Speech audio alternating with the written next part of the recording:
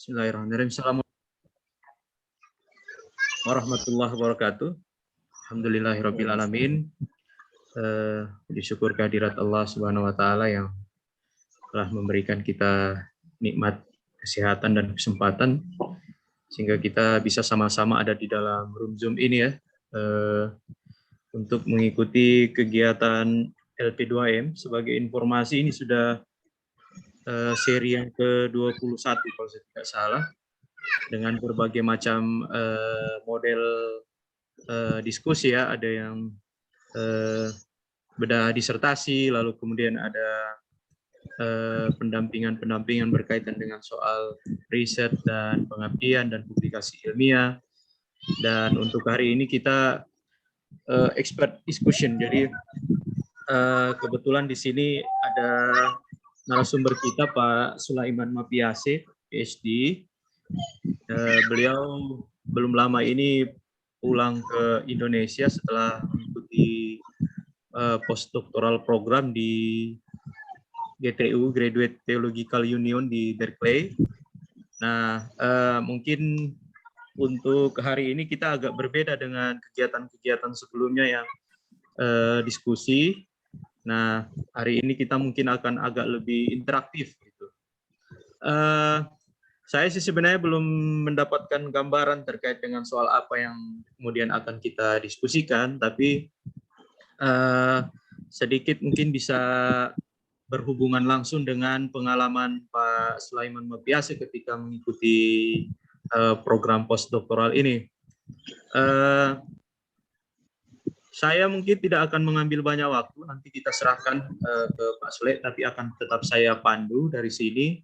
Nah, sebagai informasi bahwa Pak Sulaiman mendapatkan beasiswa dari Fulbright ya untuk mengikuti kegiatan postdoctoral program di Graduate Theological Union. Nah, kalau saya tidak salah ini kampus atau sekolah yang merupakan konsorsium ya, 8 sekolah. Kira-kira begitu ya Pak Sulaiman, konsorsium dari 8 sekolah teologi swasta di Amerika. Dan kalau saya tidak salah juga ada 11 pusat dan afiliasi di sana. Nah, kampus ini berlokasi di Berkeley, di California, Amerika Serikat. Tadi saya sudah baca sedikit profil kampusnya. Nah, kampus ini didirikan tahun 1962 ya di Amerika Serikat. Dan banyak sekali alumni-alumni dari GTU ini. Nah, sepengetahuan saya, ada Pak Bertne Risakota pernah kayaknya studi di sana. Lalu ada Pak Ishak Latu, dan yang terakhir ada mahasiswa yang sudah selesai kalau di UKSW ya, namanya Mariska Lauterbum. Mungkin Pak Sulaiman pernah mendengar ada yang menulis tentang dekolonialisasi pendidikan agama Kristen di Indonesia. Nah, dia lulus program doktor dari sana juga. Nah, untuk kali ini saya dan Bapak Ibu sekalian yang ada di room Zoom ini ingin mendengarkan langsung dari Pak Sulaiman Mapiase. Untuk pertanyaan pemantik pertama mungkin Pak, gimana sih sebenarnya proses ya dari awal ketika Pak Sulaiman melamar di Fulbright dan kemudian diterima di GTU ini, dan kira-kira sedikit mungkin apa aktivitas di sana yang Pak Sulaiman laksanakan, dan kira-kira untuk teman-teman yang ada di sini, saya sudah tadi berkomunikasi dengan Jerry. Kayaknya Jerry tertarik juga untuk ke GTU, Pak. Nah, mungkin bisa di-share ke kita kira-kira bagaimana di sana. Silakan Pak Sulaiman. Ya, baik. Terima kasih Pak Rahman sebagai Ketua Pusat Penelitian di LP2M Manado dan sebagai kolega juga yang sering bertukar pikiran tentang isu-isu penelitian ataupun isu-isu akademik yang lain. Sekali lagi terima kasih sudah diberikan kesempatan untuk berbagi cerita tentang apa program yang saya ikuti lalu.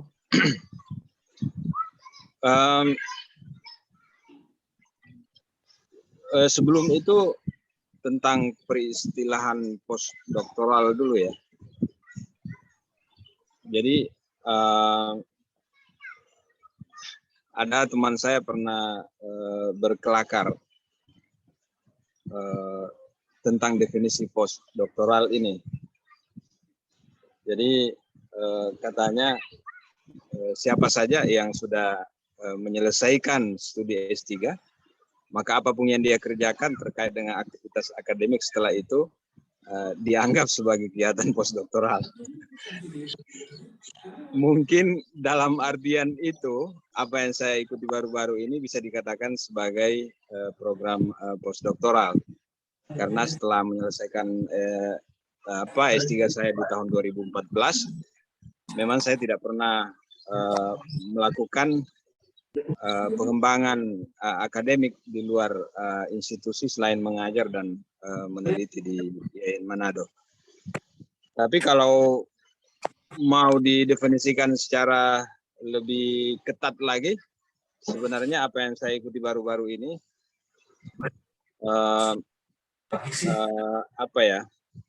setidaknya dalam tradisi Amerika sebenarnya tidak bisa dikatakan sebagai program postdoktoral, karena biasanya kegiatan postdoktoral itu diikuti oleh orang yang sudah menyelesaikan studi S3 dalam rangka pengembangan kapasitas keahlian dan pengembangan jejaring, tetapi di bawah bimbingan seorang mentor, yang biasanya mentor itu memiliki proyek tertentu, proyek penelitian terkait dengan bidang yang diminati oleh mereka yang mengikuti programnya, lalu dia akan dibiayai dari sebagian dari dana penelitian yang diterima dari kampus atau lembaga tertentu untuk menyelesaikan penelitian tertentu yang biasanya sifatnya long term, jadi sifatnya biasanya tahunan, yang memerlukan keahlian dan bantuan dari bidang terkait. Nah itu biasanya, makanya postdoktoral biasanya 2 tahun, 3 tahun, bahkan ada sampai 4 tahun ya, tergantung kompleksitas isu penelitiannya. Nah baru-baru ini program yang saya ikuti itu skema pendanaannya tidak seperti itu, sehingga Fulbright menamainya visiting scholar, yang artinya scholar di bidang tertentu yang dihosting oleh institusi tertentu, lalu didanai oleh Fulbright dan tidak memiliki joint project antara fakulti atau profesor yang mendampingi dia selama melakukan program visiting scholar di sana. Meskipun lazimnya memiliki keserupaan minat. Jadi waktu saya di sana memang Associate Profesor Munir Jiwa yang ada di Center for Islamic Studies, yang merupakan bagian dari konsorsium interreligious di JTU, Graduate Theological Union di Berkeley, itu memiliki minat, memang salah satu minatnya di interreligious learning atau education. Dan kebetulan topik itu menjadi fokus pekerjaan saya selama di sana, khususnya bagaimana interreligious education secara umum dilakukan dalam konteks Amerika dan bagaimana diimplementasikan dalam konteks GTU, seperti itu. Kemudian bagaimana saya mengawali, mungkin teman-teman yang berminat ya, baik dari dalam IAIN maupun dari institusi lain, ini kan kalau mau ikut Fulbright, program Fulbright visiting scholar, mereka punya dua skema, ada yang ASEAN visiting scholar, ada yang umum, jadi visiting scholar saja. Biasanya kalau ASEAN visiting scholar itu topiknya harus terkait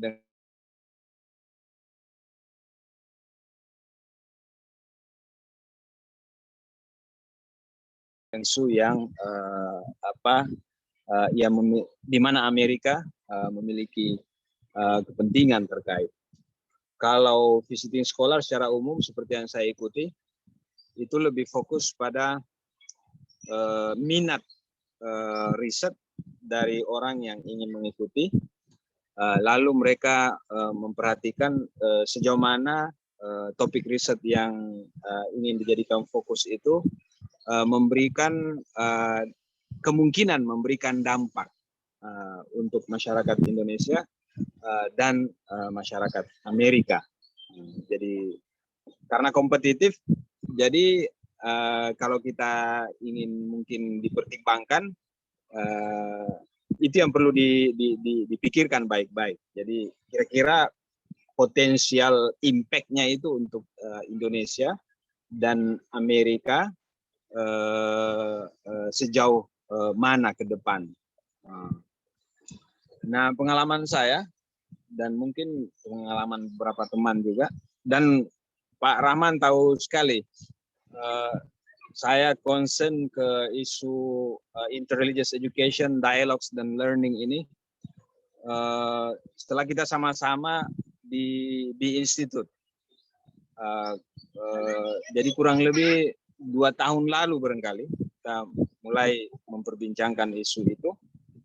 Nah, isu yang biasa saya perbincangkan dengan kawan-kawan, itulah saya formulasikan dalam bentuk proposal pendek, 1-2 halaman, dan berdasarkan proposal singkat itu, saya ajukan ke Fulbright sebagai penyedia funding. Jadi mungkin kalau dibahasakan secara eksplisit, kita ada trade record. Ya, apalagi kalau trade recordnya udah lama ya, di topik yang kita ingin kaji, dan kebetulan menurut kacamata tim penilai dari Fulbright itu akan punya dampak untuk masyarakat Indonesia dan masyarakat Amerika, maka mereka akan pertimbangkan. Dan itu berlaku untuk semua bidang, bukan hanya social science, juga untuk eksakta. Jadi Amerika dalam hal ini Fulbright melihat sejauh mana kemungkinan dampak atau inovasi yang bisa dikenalkan untuk masyarakat Indonesia dan Amerika terkait dengan topik yang kita pilih. Jadi mungkin karena mereka melihat 1 tahunan sebelum saya mengajukan proposal, memang sudah ada kegiatan terkait community development atau engagement dengan beberapa teman kan yang punya minat dalam pendidikan lintas agama atau dialog lintas agama. Lalu ada 1-2 penelitian meskipun belum dipublikasi, tapi sudah melakukan penelitian terkait dengan isu dialog lintas agama dalam konteks Indonesia. Lalu saya ramu konteks Indonesia itu saya kombinasikan dengan konteks Amerika, di mana saya mencoba untuk apa yang saya bisa pelajari dari Amerika untuk pengembangan ide-ide dialog dan pendidikan lintas agama di Indonesia. Mungkin secara garis besar seperti itu, sehingga tim penilai dari Fulbright menerima proposal saya dan mengizinkan saya untuk melakukan penelitian di sana. Nah, saat di sana karena kondisinya COVID ya, sebenarnya ada planning yang saya rencanakan dari Indonesia, itu tidak bisa terlaksana. Misalnya bertemu langsung dengan beberapa pihak yang memiliki interest atau practitioner di bidang interreligious education, itu tidak bisa terwujud. Jadi kita hanya bertemu lewat Zoom saja. Ada yang berhasil saya temui secara langsung, itu pun dengan protokol kesehatan yang sangat ketat, dan kita harus tawar-menawar dulu sebelum bertemu. Misalnya mau bertemu di mana, apakah tempatnya terbuka atau tertutup. Kemudian saat bertemu, apakah Anda sudah divaksin 2 kali, bahkan 3 kali. Jadi banyak sekali prosedurnya. Itu menjadi kendala sedikit Tapi meskipun demikian, karena minat itu bagi saya terhitung baru, sehingga keberadaan di sana untuk mengakses berbagai sumber, kemudian berbagai informasi tentang orang tertentu yang punya minat di bidang itu sangat membantu. Jadi bacaan-bacaan bisa diekspansi, kemudian kondisi real Amerika dalam hal interreligious education dan dialogues itu bisa diakses, apalagi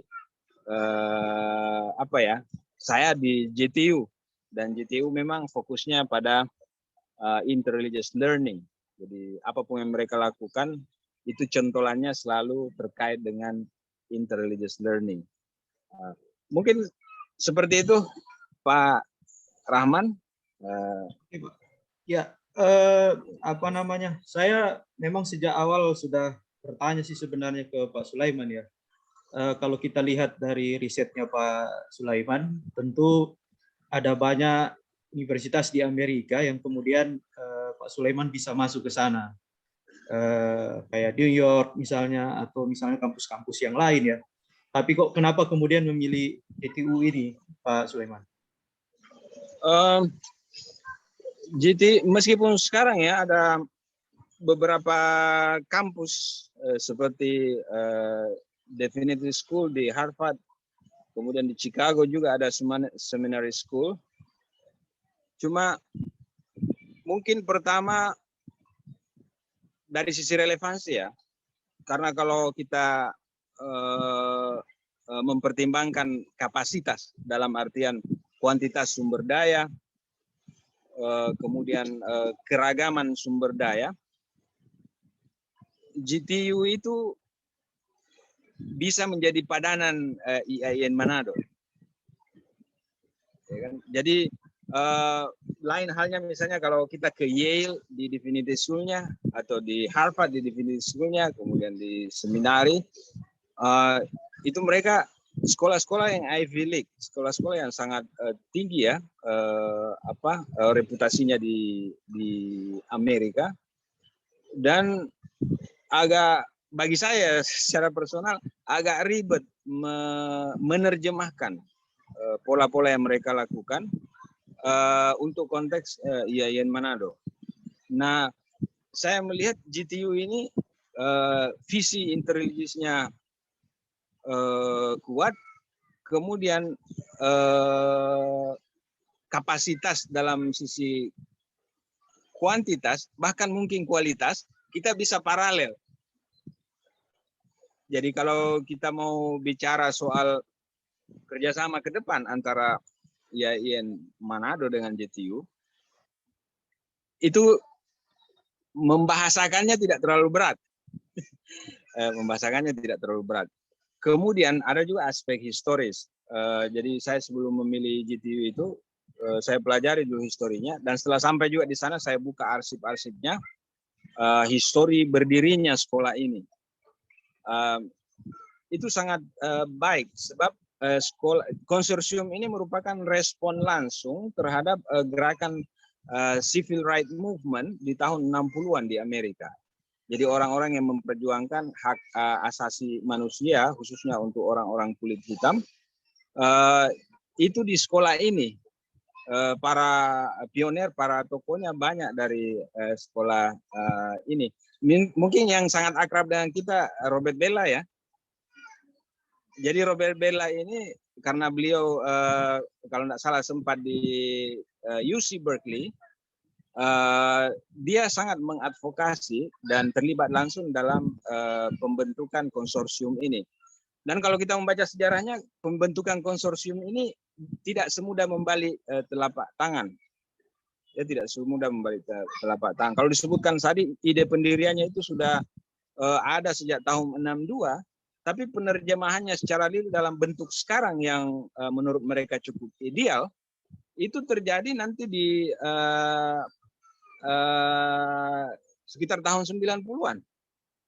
Jadi lama prosesnya. Jadi mereka juga meskipun basicnya itu dari berbagai denominasi agama Kristen, termasuk Katolik, dan dari agama lain hanya Yahudi, tapi itu cukup alot prosesnya untuk membuat konsorsium di mana orang yang berbeda keyakinan, berbeda penafsiran tentang keyakinan dan agama masing-masing itu bisa duduk bersama untuk mempelajari naskah sucinya tanpa batasan. Belum lagi konsorsium ini menjadi juga kendaraan bagi mereka yang mengadvokasi gerakan-gerakan kebebasan ya, seperti LGBT, kemudian hak-hak perempuan, hak-hak orang yang termarginalkan. Nah, itu cukup dinamis awalnya ya. Dulu orang kalau ke sekolah-sekolah teologi ya, itu punya misi yang jelas. Mereka akan menjadi pendeta atau pastor yang akan bekerja di komunitas agamanya, di gereja atau di institusi terkait. Tapi melalui JTU ini seiring dengan perjuangan kebebasan di Amerika, paradigma itu berubah. Akhirnya yang masuk sekolah teologi itu bukan lagi orang-orang yang punya punya komitmen untuk bekerja di gereja, tapi bahkan ada orang yang tidak mempercayai agama yang masuk ke GTU. Anda bayangkan. Jadi GTU yang tadinya hanya menerima institusi yang bergabung dalam konsorsium ini 9 ya, 9 institusi. Kemudian ada beberapa pusat studi dari berbagai agama, termasuk Islam, Hindu. Itu karena visi JTU yang terbuka dan ingin membangun komunikasi, bukan hanya mereka yang punya keyakinan agama, tapi juga mereka yang tidak punya keyakinan agama. Itu akhirnya mahasiswa yang tidak punya agama pun diterima untuk belajar di institusi-institusi ini yang berafiliasi dengan JTU. Meskipun mainstreamnya masih banyak mereka orang-orang yang terafiliasi dengan denominasi tertentu. Tapi kalau ada yang mau masuk tanpa agama atau dengan kelompok-kelompok komunitas-komunitas tertentu yang memiliki kecenderungan baik dari sisi seksual maupun dari sisi ideologi yang dulunya dinilai tidak relevan atau tidak berterima di komunitas agama tertentu, dengan adanya JTU itu terakomodasi semua. Jadi Anda bisa bayangkan mahasiswa dengan variasi seperti itu, bukan hanya berbeda agama dan keyakinan, tapi juga berbeda ideologi, gerakan politik, duduk dalam satu institusi dan berdiskusi dalam kelas-kelas atau dalam ruang-ruang terbuka tentang isu yang sama. Dan saya pikir itu sangat ideal ya kalau kita bicara soal relasi antar agama atau keterbukaan antar agama. Meskipun mungkin dalam konteks Indonesia kita harus lakukan inovasi lagi kan. Kita tidak bisa hanya mengcopy paste saja karena Indonesia juga punya sistem hukum, punya tata nilai sosial yang tentu tidak sama dengan Amerika Serikat sebagai bangsa dan masyarakat. Seperti itu. Terima kasih, Pak. Oke. Bapak Ibu sekalian, karena ini diskusinya interaktif ya. Jika Bapak Ibu sekalian mau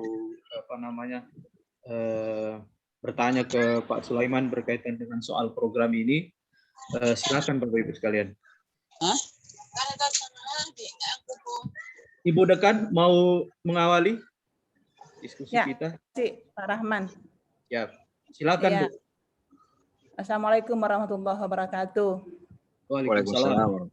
Ya, terima kasih Pak Sulaiman Matbiasa sudah berbagi. Meskipun saya terlambat tadi masuk Pak karena ada ujian.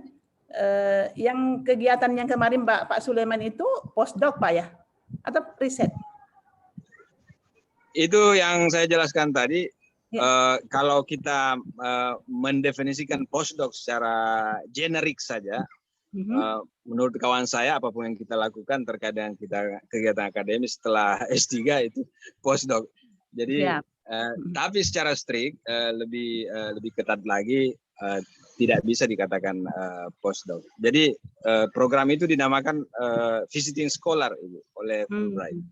Visiting scholar. Meskipun tapi itu pun kondisional, sebab ada kampus tertentu dan kawan tertentu memang nomenklatur kampusnya. Kalau di Amerika ini kampus kan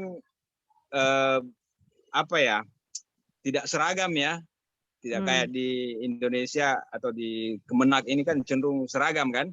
Nah, di sana setiap kampus nomenklaturnya itu digali dari dalam kampus itu, sehingga tradisi dan kultur administratifnya juga berbeda dari satu kampus dengan kampus lain. Nah, ada kasus di mana teman meskipun Fulbright namanya visiting scholar, tapi saat dia ditempatkan di kampus itu, dia dinamakan dengan postdoctoral student. Karena dalam nomenklatur kerjasama mereka hanya itu, slot itu yang tersedia untuk menjadi justifikasi mereka mengakses sumber daya manusia yang ada di kampus itu dan sumber daya lain, sumber daya pustakaan, jejaring dan seterusnya. Jadi saya cenderung mendefinisikannya fleksibel. Ya, oke. Ya, Pak Rahman, Pak Sulaiman. Tentunya kita juga kan dosen-dosen Yayan ini juga pingin seperti Pak Sulaiman. Apalagi kalau saya ini kan cuma sampai di Malaysia saja ya. Artinya bahwa kalau dari Fulbright kan saya lihat persyaratannya kan mungkin ada dengan TOEFL Pak ya, dengan bahasa, IELTS juga. Kira-kira dengan kita kemampuan, artinya dari segi bahasa penguasaannya itu belum mampu ya. Apa kira-kira yang bisa kita lakukan Pak? Kalau mungkin dari tadi kita bicara, Pak Sulaiman bicara tadi tentang misalnya relasi agama. Kita punya penelitian tentang itu, bisa berdiskusi. Tapi kendala kita itu kan di bahasa Pak. Nah mungkin bisa Pak Sulaiman mungkin bisa memberikan trik ke kita, atau apa yang bisa kami lakukan. Atau ada pengembangan bahasa mungkin kita di Yayan Manado ini, sehingga untuk presentasi, untuk komunikasi luar negeri itu ya nantinya kita tidak memiliki kendala lagi untuk itu. Kalau saya pribadi Pak Sulaiman senang sekali, cuma kan terkendala dengan bahasa Pak. Bahasa kita kan ya cuma bahasa dengan yes no saja yang dipahami. Ya, tolong triknya Pak Sulaiman. Iya. Ini dari suatu sisi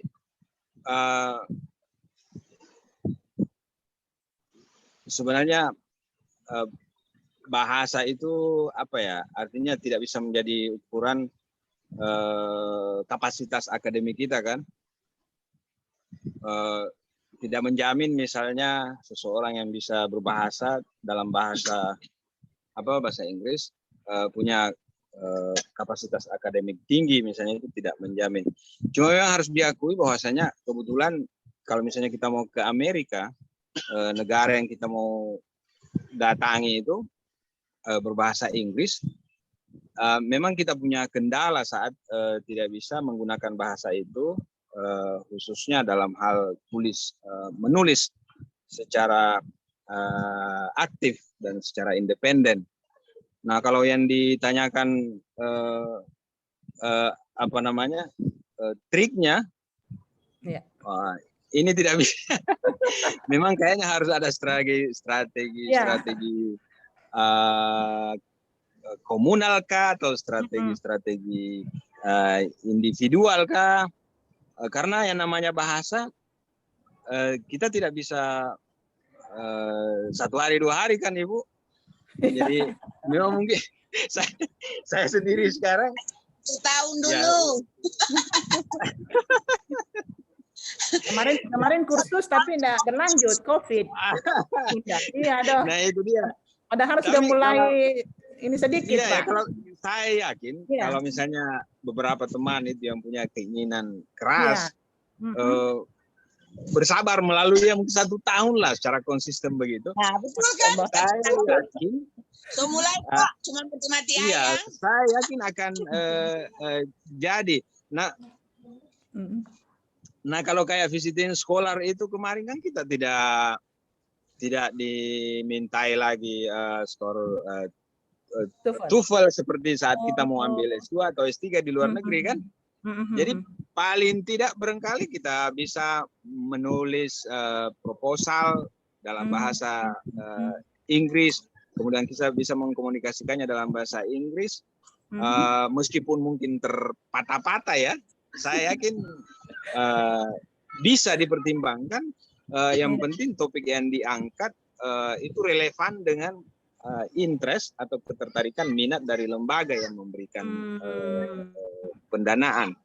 Cuma memang kalau saya perhatikan rata-rata teman yang berangkat itu memang bahasa Inggris bukan lagi kendala utama. Mungkin karena ada yang pernah studi di luar, ada juga yang sudah lama belajar bahasa itu.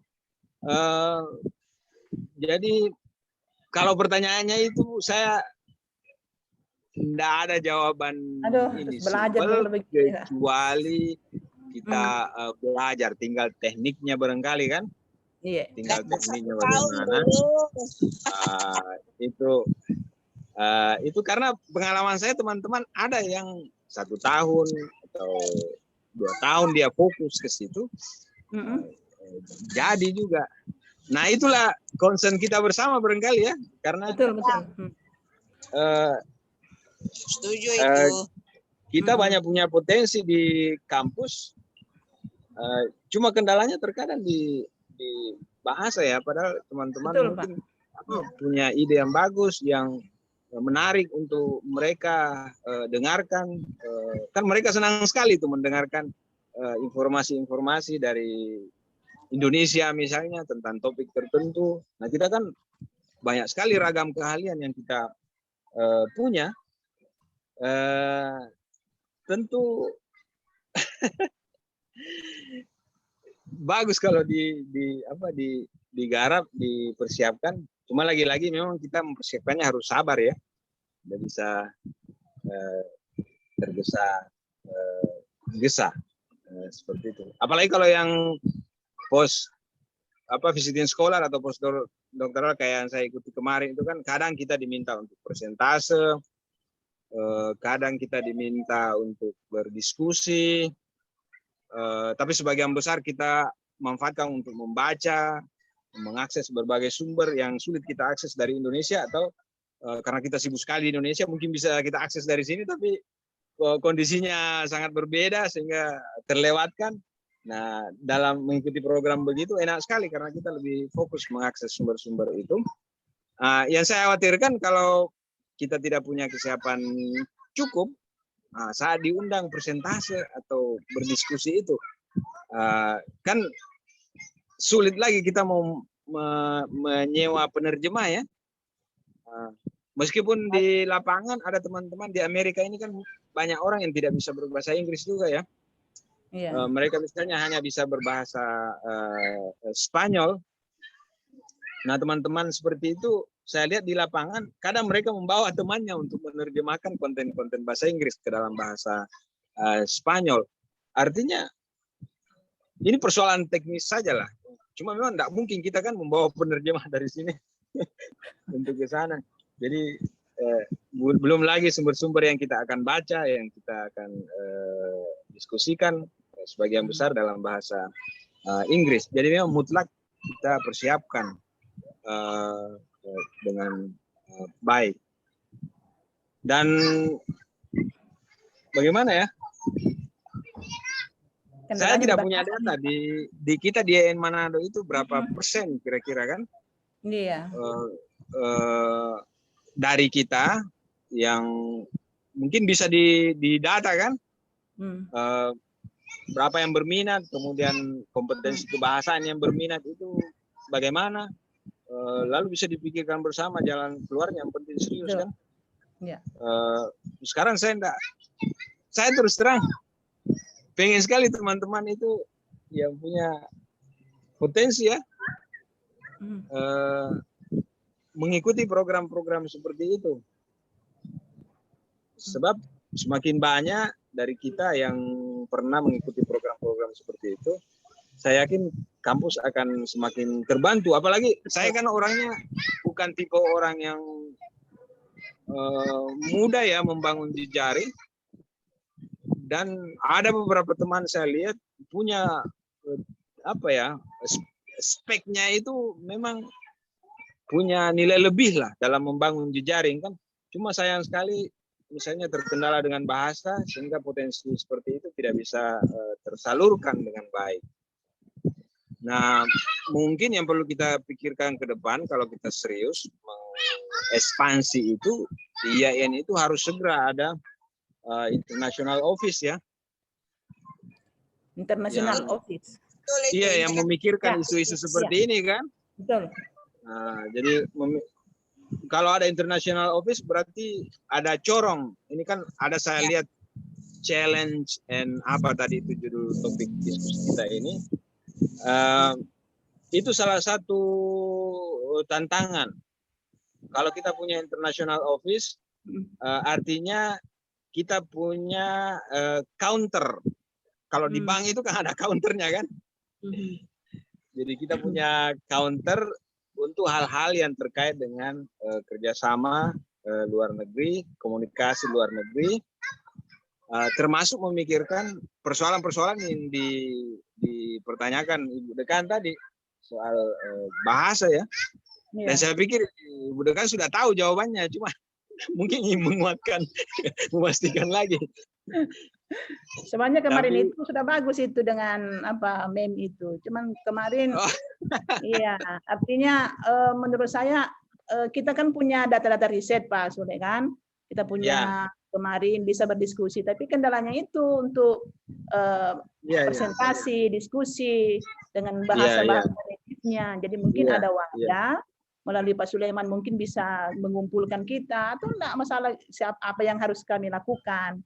Saya kira kalau di FEB itu banyak beberapa itu dosen-dosen muda yang berminat itu Pak. Iya. Biasanya kalau muda-muda itu aduh enak sekali, maksudnya mereka kan belum seperti kita ini sudah. Tua-tua juga berminat Pak Sule. Iya. Nah, maksudnya muda semangat, bukan usia. Saudara cumu ini usia. Saya berminat Pak Sulaiman, saya berminat, sangat berminat. Cuma yang kendalanya saya itu di bahasa itu Pak.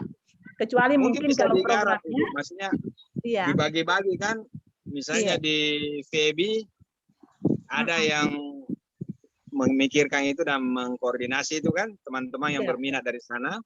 Nah itu kan bagus sekali, disiplin ilmu mereka kan hampir satu rumpun ya. Jadi dalam hal misalnya memikirkan isu apa yang perlu kita bawa keluar, baik yang mereka mau studi S3 barangkali atau mengambil postdoc, itu forum-forum seperti itu bagus sekali. Kemudian dari Tarbiyah juga barangkali dari Usuluddin punya teamwork lah yang berbincang-bincang tentang itu kan. Karena dan sebenarnya bukan cuma Fulbright, banyak sekali yang termasuk pemerintah Indonesia ya.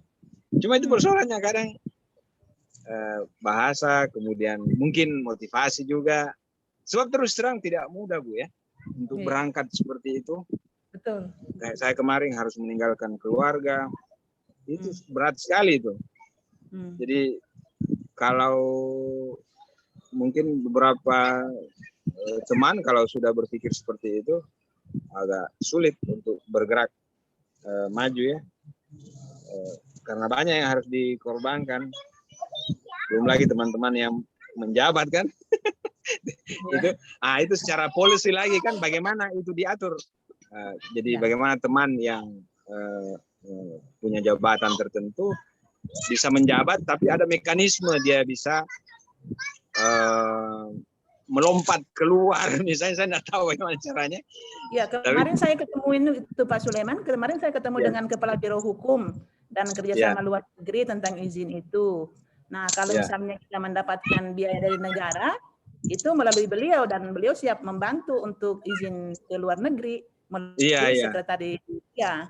Jadi sebenarnya pintunya sudah ada, tinggal kita membuat wadahnya itu. Mungkin dengan Pak Sulaiman kan bisa kita ada wadah untuk diskusi. International Office. Betul. Ayo LP2M berarti ini. Bukan, dia punya BKM. International Office itu satu wadah di bawah rektor. Nah, dialah yang mengkomunikasikan semua kerjasama di luar. Nah, makanya namanya International Office. Nah, tapi itu kan harus kita punya statuta kan sampai sekarang belum ada draft lagi untuk perubahan statuta kan? Harusnya kan sudah draft perubahan statuta karena International Office saya lupa apa ada di statuta apa tidak gitu loh. Iya. Nah, itu harus dirubah statuta kita karena statuta kita kan sudah out of date itu toh harus dirubah. Jadi misalnya sama luar negeri, joint riset luar negeri. Nah, itu yang bukan kadang itu yang kita belum lakukan. Merubah statuta berarti kan dia sudah masuk di statuta, jadi sudah bisa dianggarkan apa saja yang harus dilakukan oleh International Office itu. Iya. Bunda, kalau misalnya itu kita bahas di Senat itu apa enggak memungkinkan Bunda? Meskipun belum ada statuta. Kita bisa usulkan di Senat untuk perubahan statuta. Perubahan statuta itu kan dari kita, bukan dari Kemenag, dari kita. Kita mengusulkan Kemenag hanya mengeluarkan SK.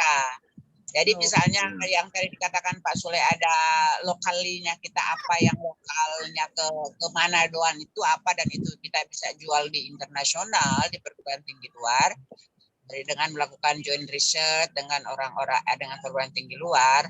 Nah itu yang harus yang mengurus itu adalah tidak mungkin diurus oleh Warek 3 walaupun Warek 3 itu bagian kerjasama tetapi harus international office. Iya, saya pikir itu untuk ke depan sangat penting ya, sebab misalnya saya kembali dan saya pikir teman-teman juga yang pernah mengikuti program seperti ini, itu kan mereka juga tertarik mau datang ke kampus kita misalnya kan, ya, baik sebagai visiting professor atau visiting researcher atau kombinasi dua-duanya. Kalau unit itu tidak ada, agak ribet nanti siapa yang akan menghandle mereka kan di sini. Ya. Khawatir juga kita. Padahal misalnya Fulbright atau saya dengar juga Jerman ada institusi yang bisa mengirim dan mendanai profesor untuk datang ke kampus kita. Ya. Yang dulu yang kita undang 2 kali Prof. Chris itu kan dia siap dengan universitas apa di Jerman itu untuk kita kan tinggal mau tanda tangan MOU-nya, tapi komunikasinya itu sudah dilakukan, dikomunikasikan dan itu sebetulnya mereka siap di Jerman. Kemudian kan kemarin yang Profesor Kittner itu dari Leiden University kan juga dia siap, tapi karena tidak ada unit khusus international office itu yang menghandle, kita belum bentuk, akhirnya kan belum jalan itu. Gitu loh. Ya. Oke. Nah, siapkan dulu bahasa dan mem itu saya pikir sangat belajar ulang Bunda.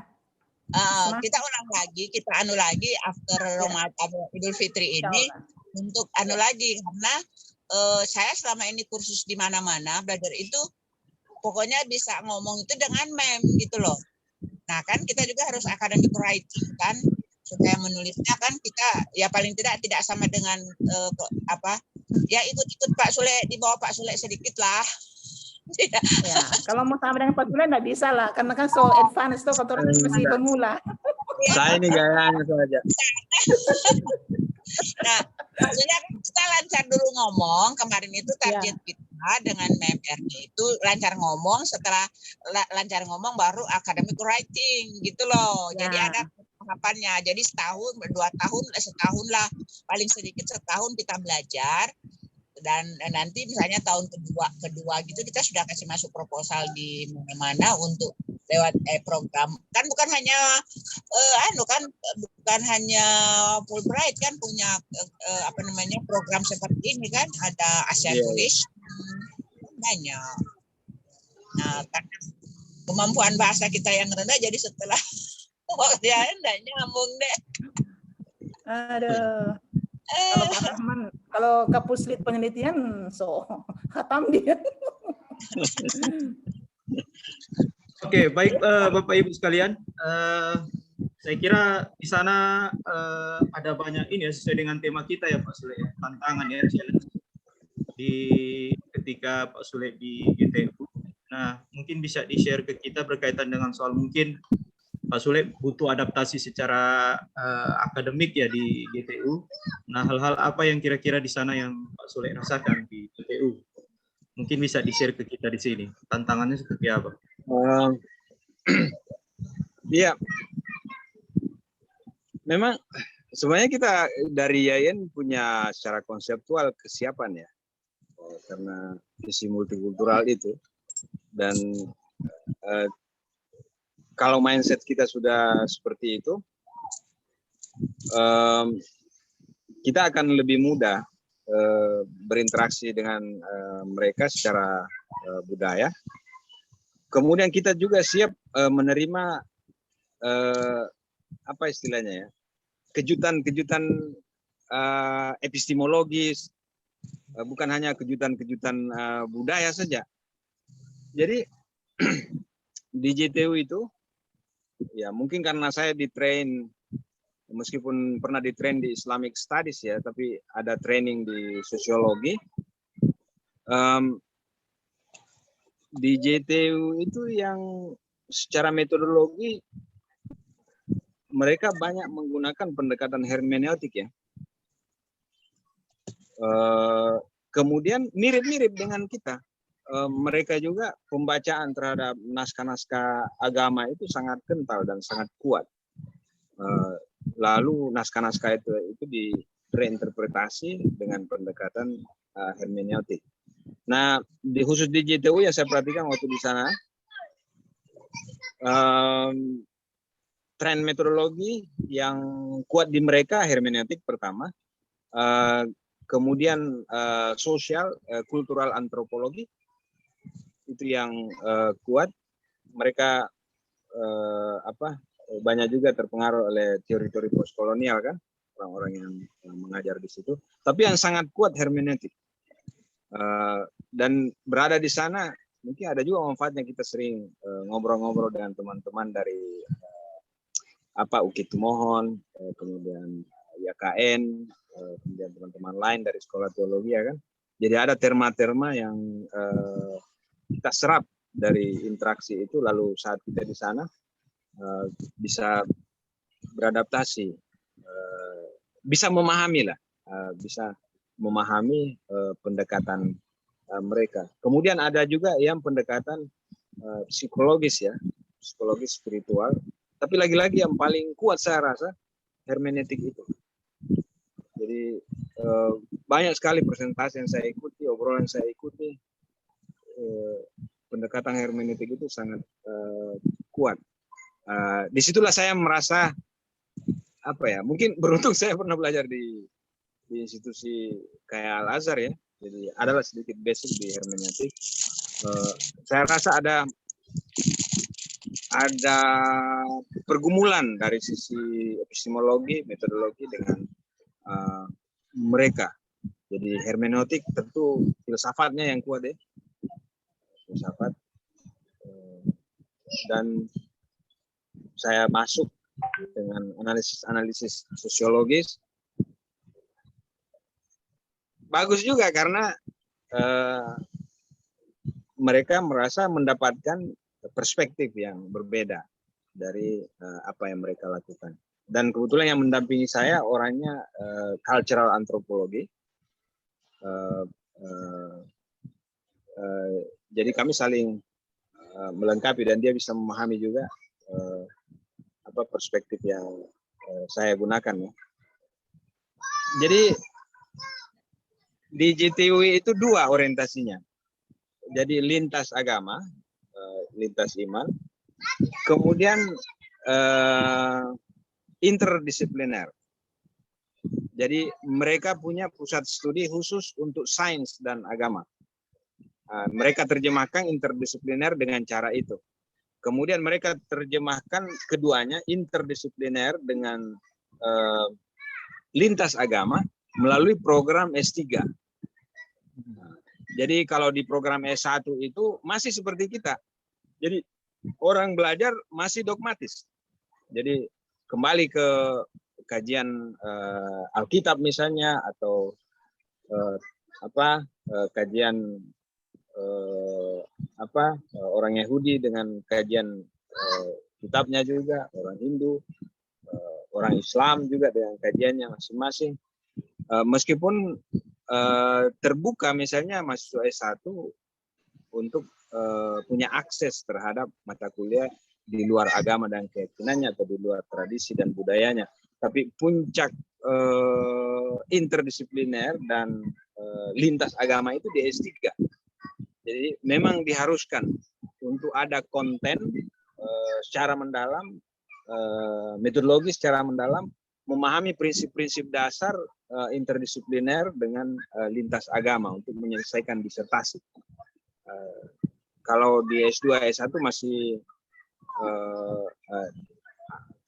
doktrinal berdasarkan denominasi mereka, tapi saat mereka masuk S3 itu sudah sangat terbuka. Oke. Ya, kita mungkin masih ada waktu sekitaran 10 menit lagi, 10 sampai 15 menit.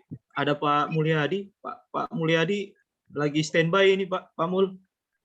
Ada yang mau ingin ditanyakan ke Pak Sulaiman atau Pak Dr. Yusno? Pak Yusno pernah dapat program sandwich ke Australia dulu. Mungkin bisa share juga ke kita di sini. Oh iya, Pak Sule, di sini juga bergabung bersama-sama kita. Ada Yan ke Lampung. Sekarang lagi di dari Leeds. Inggris. Dari Inggris. Ya. Nah, sekarang lagi di Inggris, ngambil master teologi di Leeds University. Bro Yan, boleh ikut berbagi dengan orang di sini? Bagaimana kira-kira kondisi Inggris sekarang di Leeds?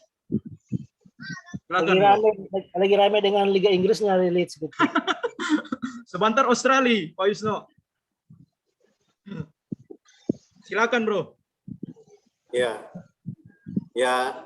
terima kasih, Bro Rahman. Jadi saya sebenarnya hadir di sini untuk tanya-tanya ke Pak Sule, karena kami yang saya kan sekarang lagi studi PhD di University of Leeds, dan banyak teman-teman juga mempertimbangkan gitu loh, setelah PhD ini kemungkinan akan postdoc atau visiting scholar dan seterusnya itu. Selain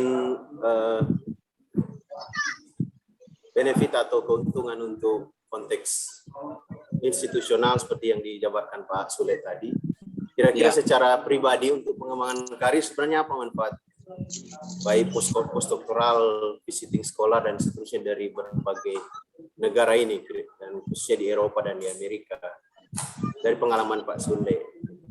Ya. Tentu kalau secara akademik ya, istilahnya itu sangat opening ya, membuka perspektif. Biasalah itu saat kita berinteraksi dengan orang yang berbeda, dengan perspektif yang berbeda. Tapi yang saya rasa itu mungkin soal kapasitas dan confidence ya, secara individu terkait dengan bidang yang kita geluti. Kemudian berikut soal networking. Ini apa ya?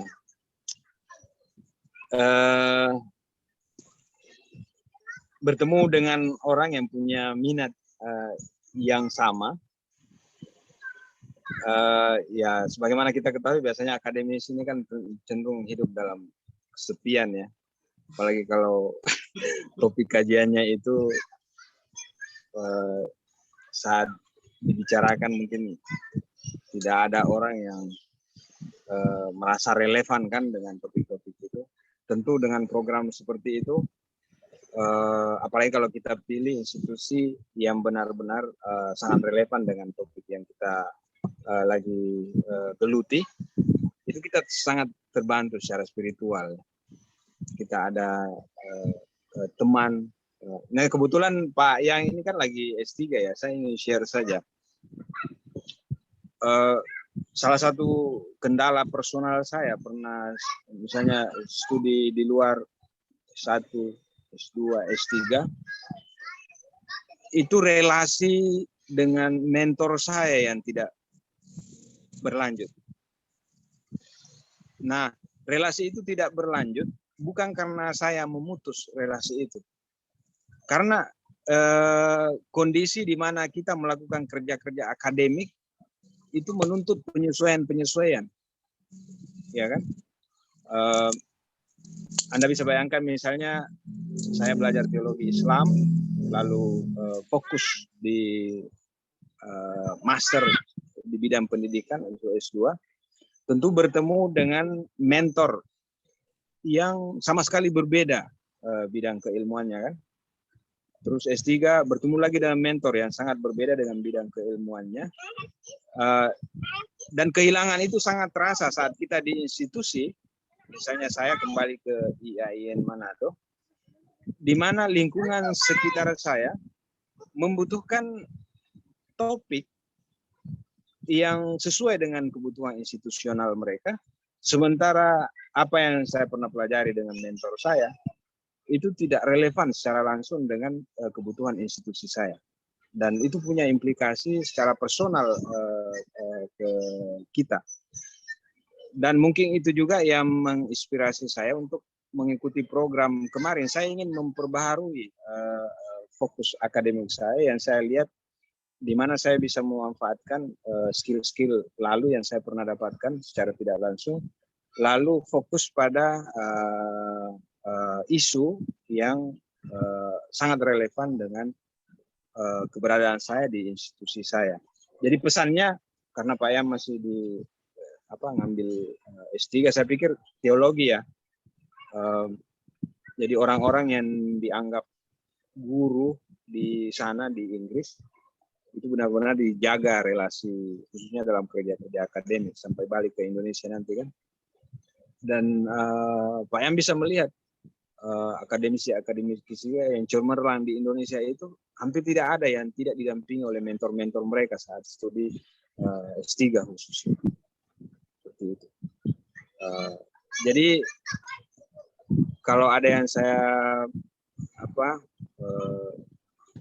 komplain ya dalam hal studi di luar, kemudian kaitannya dengan pengembangan kompetensi akademik saya setelah kembali ke institusi asal, mungkin itu ya yang bisa diambil sebagai pelajaran.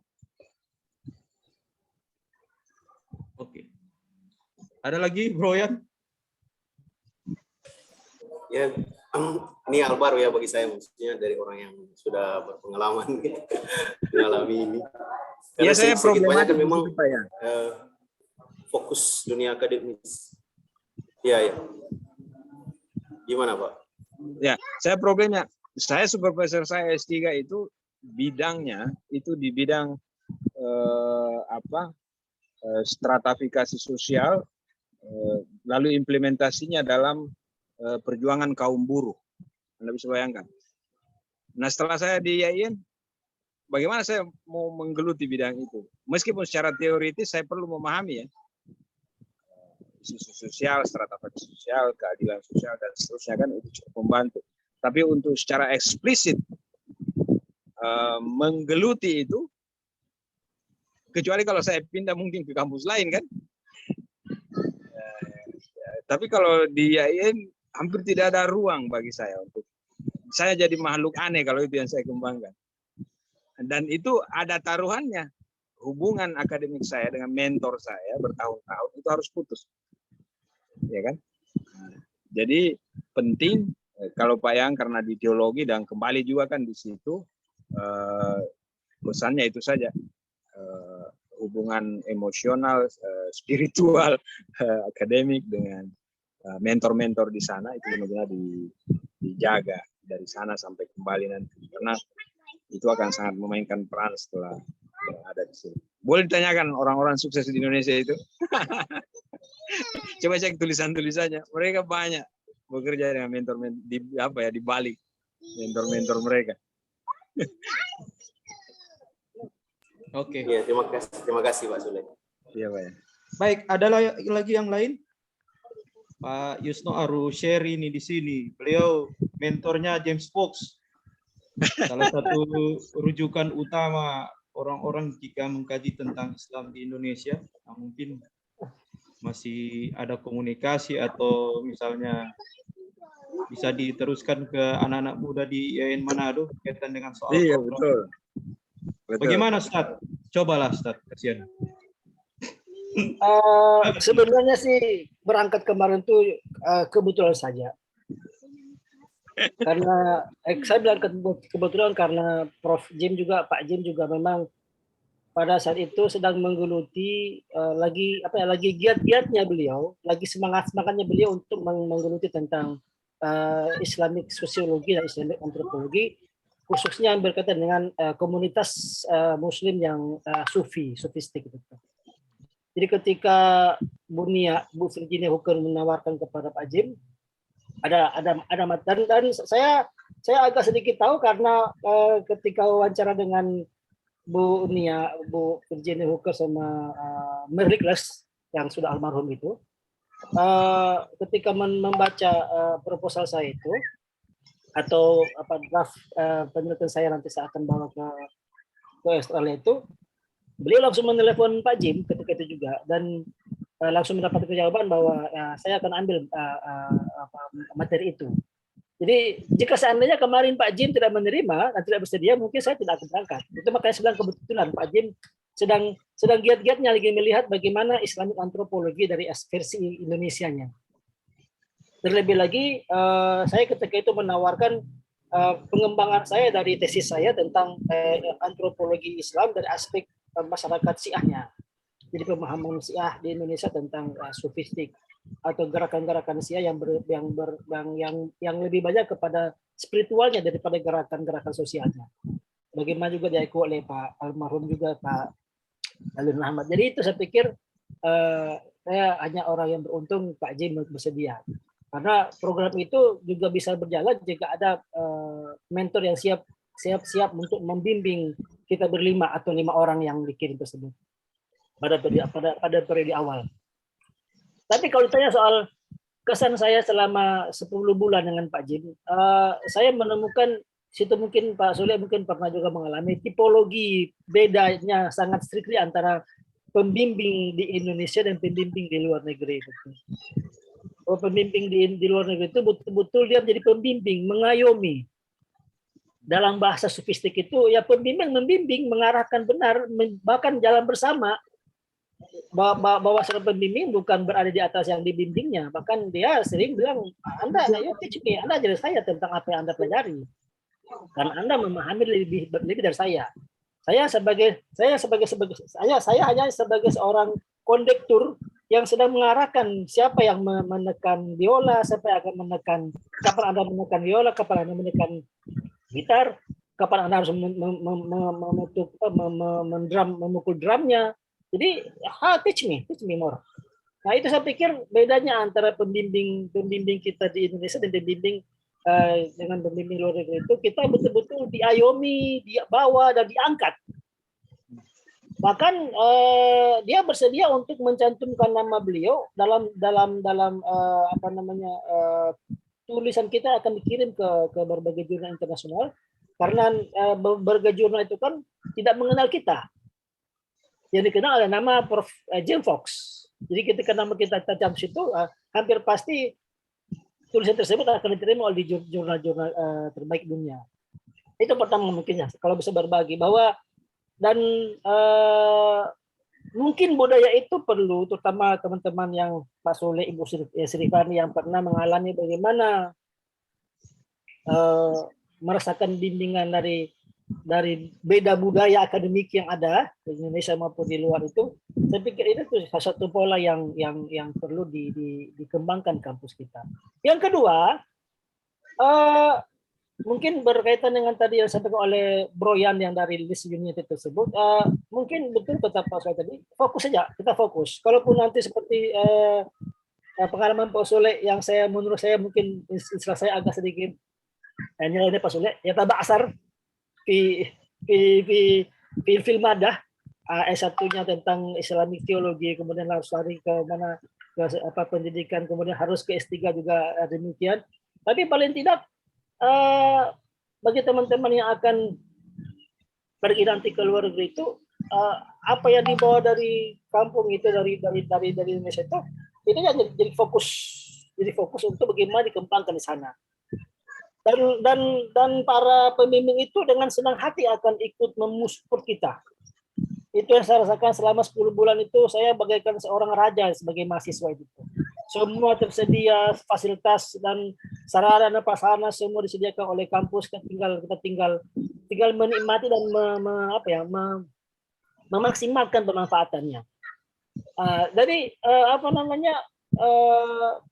fokus kepada apa yang kita sudah siapkan di Indonesia di kampung kita, sehingga berbagai ketika tiba di sana kita akan fokus untuk mengumpulkan berbagai pengalaman ya yang ada di sana yang berkaitan langsung dengan fokus kita tadi tersebut, sehingga kita pulang ke Indonesia kita akan membawa banyak amunisi yang kita bisa bagi dengan teman-teman yang ada di sini, entah pemikirannya, entah strateginya, entah miliunya, atau entah mungkin itu budaya yang perlu kita transfer ke di sini yang menjadi budaya baik di akademik di luar tersebut. Nah, itu semua berkaitan dengan fokus kita.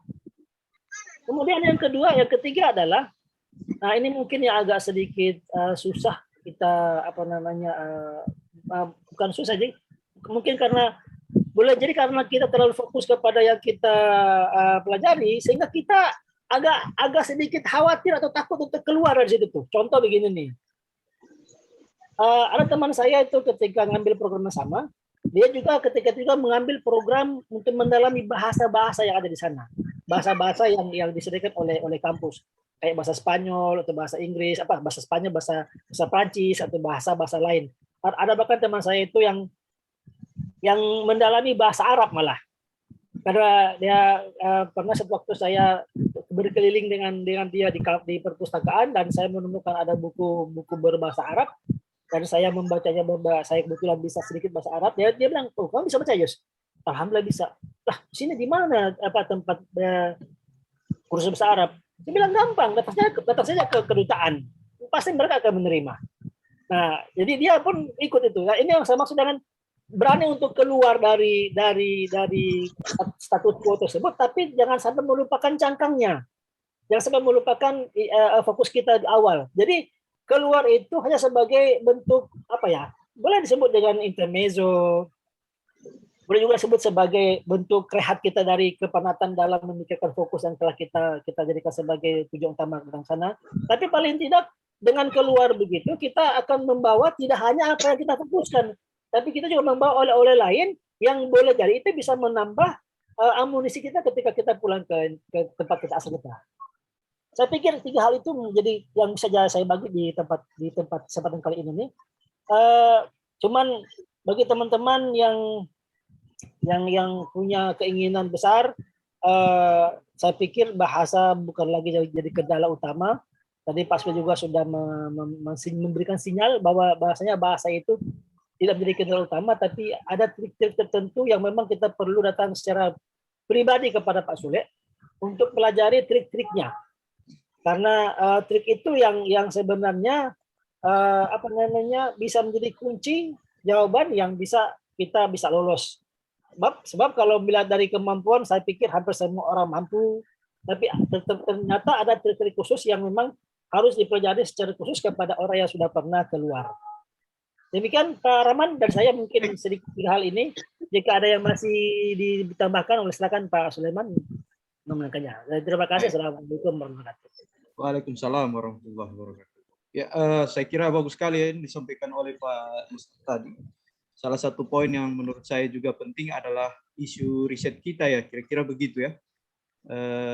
Nah, Bapak Ibu sekalian, masih ada lagi yang ingin mau disampaikan atau ingin ditanyakan ke Pak Sulaiman? Ada Ibu Rahmawati, ada Pak Mulyadi, Pak Ishak, ada Pak Misbah, Pak Musafar, Pak Syarifudin.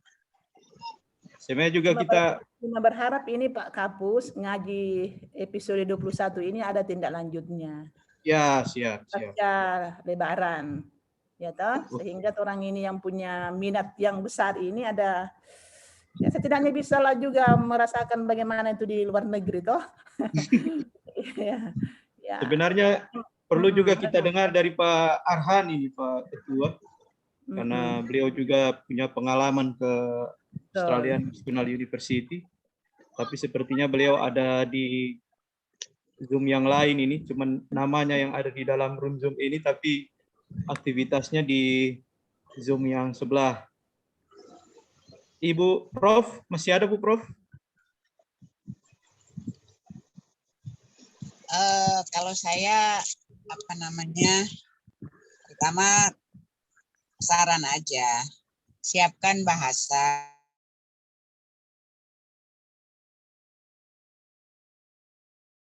itu kan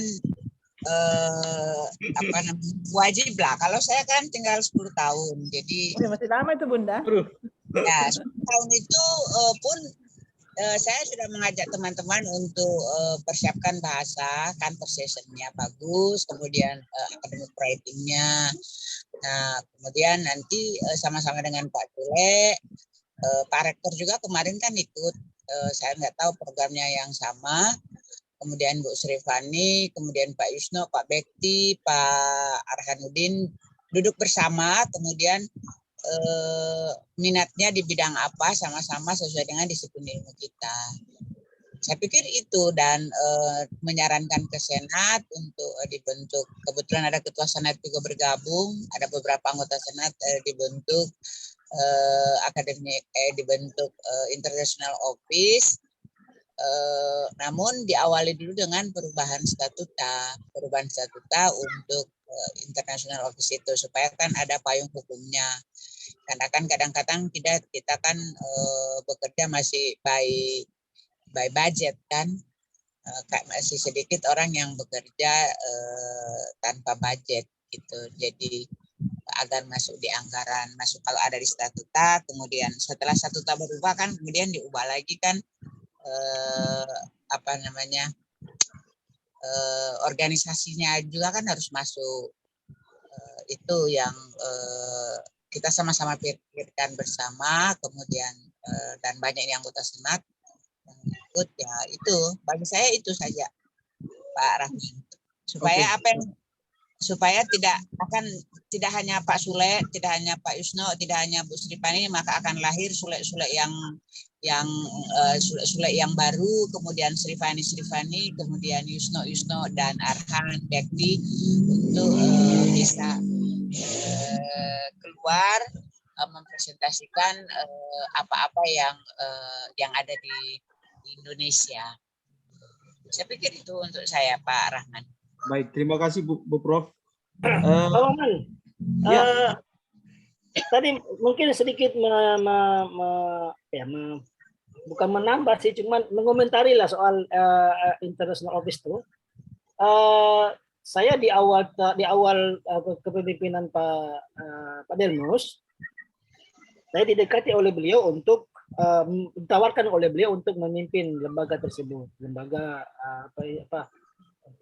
kantor internasional untuk studi untuk mahasiswa internasional, mengurusi, bahkan kemarin itu sudah diminta bagaimana untuk menjaring mahasiswa dari luar, terutama luar sini ini, meskipun Filipina lah yang dekat dengan kita gitu tuh.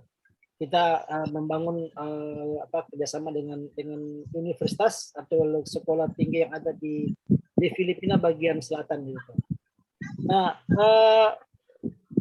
saya tidak tahu di mana kendalanya kemarin, teman-teman sekalian, apakah seperti yang disebutkan oleh Ibu Prof tadi, budgetnya atau apa namanya, tapi yang jelas seingat saya itu sudah ada lembaganya, dan kalau saya juga tidak salah ingat, ya mohon nanti diklarifikasi ini informasi ini, itu Pak Junaidi Al-Bukhari itu, Burairah, ya kalau nggak salah ketuanya. Jadi ke Bu Raira. Bagaimana nanti, apakah dan informasinya saya masuk dalam tim itu. Cuman hingga sekarang ini kami itu belum pernah dipanggil oleh siapapun yang memiliki otoritas tentang kerjasama itu untuk diajak kumpul atau sharing pemikiran bagaimana ke depannya. Jadi kalau tadi disinggung soal international office itu sebenarnya Pak Sulaiman sama Bu Prof itu Pak Rektor sudah menggagasnya. Hanya bagaimana kelanjutannya saya sendiri juga. Tapi dengarnya nanti sekali lagi tolong diklarifikasi dan ditindaklanjuti untuk informasi lanjutnya itu. Seingat saya itu Pak Junaidi Al-Buraira sebagai ketuanya. Itu aja tambahannya sebagai tambahan informasi tentang International Office. Terima kasih. Ya, Saya mohon pamit. Saya mau buka puasa bersama. Ya. Terima kasih semuanya. Semoga lebih baik nih. Assalamualaikum warahmatullahi wabarakatuh. Waalaikumsalam. Pak Rahman. Ya. Pak Rahman gini. Jadi sebetulnya saya tidak hafal di statuta itu, apakah ada di statuta atau tidak itu International Office. Dulu juga pernah kita, zaman saya itu pernah kita sudah buatin SK, tapi belum jalan International Office. Dan tadi yang disampaikan Pak Yusno tentang yang di Filipina Selatan itu sebetulnya sudah mau jalan. Tinggal persoalannya adalah MOU pihak Kementerian Agama, karena waktu itu kan kita sudah bahas dengan Duta Besar Filipina, dengan Menteri Luar Negeri Bu Marsudi, itu kita udah bahas dengan Filipina Selatan. Makanya itu kenapa kita kekeh untuk mendapatkan Rusunawa itu, karena itu untuk menampung mahasiswa dari Thailand dan mahasiswa dari Filipina Selatan. Nah, cuman MOU antara Kemenag dengan Kemenlu, dengan Kemenlu Indonesia dan Kemenlu luar negeri Filipina itu belum dilakukan. Nah, ada yang sudah langsung ke sana mengambil mahasiswa untuk kuliah. Nah, kita terbentur waktu itu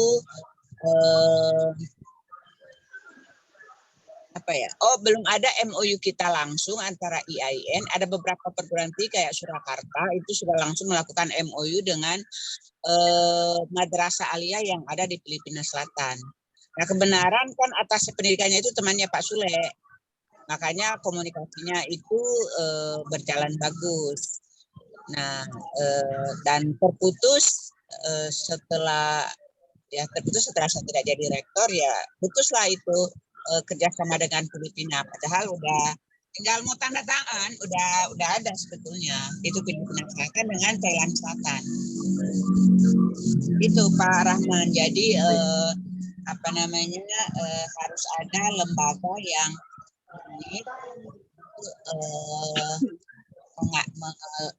bekerja di situ.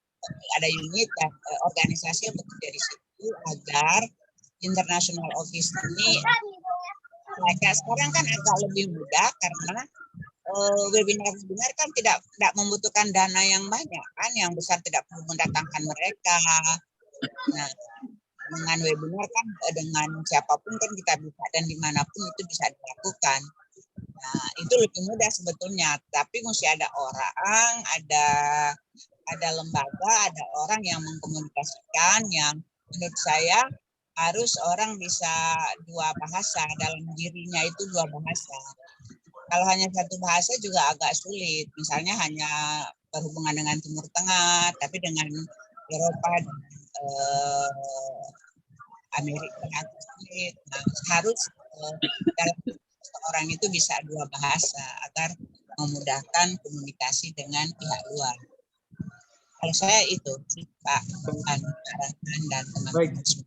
Terima kasih Bu Prof atas masukan-masukan dan informasinya berkaitan dengan soal khusus tentang International Office ya. Nah, Bapak Ibu sekalian, saya kira kita sudah di penghujung kegiatan kita, diskusinya berkembang dan mudah-mudahan ini bisa ada tindak lanjut ya berkaitan dengan apa yang kita diskusikan. Wajib ada follow up ini Pak Maman. Siap Ustaz. Kalau Ketua Senat backup, insya Allah mulus. Begitu Kang Bu Dekan. Amin. Betul. Tadi so pamit, tiba-tiba ngomong lagi. Seorang. Ini orang kawal. Dia ada dengar tadi di Cina Selatan, jadi dia misalkan Isda dengan Ibu Menteri Marsudi saya sudah ketemu waktu itu dengan Pak Duta Besar, sudah sampai Duta Besar meninggal bukan Pak Sarundawan. Pak Sarundawan udah pulang ke Filipina waktu itu. Pak Direktur juga karena pergantian di Kementerian Agama, Pak Direktur padahal sudah sangat itu Pak siapa nih Pak Askal Salim. Malah saya bilang sudah ada kan dulu penerbangan Manado Manila, makanya mereka sangat antusias karena lebih dekat pada Jawa kan. Pergantian di kementerian, ya rektor jadi tak jalan lagi. Itu, terima kasih. Baik, terima kasih Bu Prof. Alhamdulillah ngabuburit kita hari ini berisi ya, dalam tanda kutip, Sangat. bermanfaat sekali nanti. Kita mungkin akan dengar closing statement atau apa ya, mungkin feedback dari apa yang kita bicarakan semua tadi yang sudah banyak yang merespon. Silakan Pak Sule. Iya, saya tidak banyak. Saya pikir kawan-kawan ini kan sudah pengalaman semua ya mengelola ekspektasi pengembangan perguruan tinggi kan, khususnya terkait dengan ekspektasi yang kita pahami lewat instrumen akreditasi kan. Dan salah satu komponen yang sangat penting adalah komponen kerjasama. Dan saya pikir kalau kita bicara soal pertukaran baik dosen maupun mahasiswa di dalam maupun di luar negeri, tentu intinya kerjasama itu yang kita ingin perkuat sebagai indikasi pelebaran atau penguatan kapasitas institusi kita. Jadi saya pikir perbincangan seperti ini ya secara informal harus mungkin bisa kita terus pelihara kan, supaya ada semangat lah untuk memajukan kapasitas kita masing-masing yang akan punya implikasi secara langsung ke peningkatan kapasitas institusi. Terima kasih Pak Rahman. Baik, terima kasih Pak Sulaiman. Terima kasih Bapak Ibu sekalian, Ibu Dekan PB Bu Rostalina Butido, Pak Syarifudin, Pak Ian dari Inggris, Pak Ibu Prof. Mina Gunibala, Pak Arhan, Pak Ishak, Pak Musafar, Ibu Mutiara, Ibu Indah, Pak Rusti, Pak Syarul, dan Agung Budi Santoso yang telah ikut berpartisipasi di dalam kegiatan kita pada hari ini. Sebagai informasi kepada Bapak Ibu sekalian, insya Allah ini akan terus berlanjut kegiatan di LP2M dengan berbagai macam isu, berbagai macam tema, dan mudah-mudahan apa yang kemudian kita lakukan di LP2M ini bisa bermanfaat untuk kita semua. Tentu kami mengucapkan mohon maaf yang sebesar-besarnya. Pak Arhan cuman ada namanya di sini tapi tidak bisa ikut join berbagi informasi dengan kita di sini karena beliau punya aktivitas lain di lembaga yang lain. Beliau ini main dua kaki sebenarnya, jadi Kalau lembaga lain ada DPI itu. iya, aktivitasnya ada di tempat lain. Puasa. Dua kaki dia Pak Arhan. Iya Bu Prof. Siap. Mudah-mudahan Bapak Ibu sekalian sehat-sehat semua. Kita sudah ada di pekan-pekan terakhir di bulan Ramadan. Sudah ada beberapa yang kemudian meninggalkan kampus ya. Pak Sule beberapa menit lagi akan lanjut ke Makassar. Katanya sudah tinggal 2 jam lagi. Ini posisinya sedang menepi di jalan. Saya ucapkan terima kasih banyak Pak Sule atas kesediaannya walaupun sementara di perjalanan. Baik Bapak Ibu sekalian, mari sama-sama kita tutup forum kita dengan membacakan hamdalah. Alhamdulillahirabbil alamin. Allahumma biqila qomitorik. Assalamualaikum warahmatullahi wabarakatuh. Waalaikumsalam warahmatullahi wabarakatuh. Pak Misbah di mana ini Pak Misbah?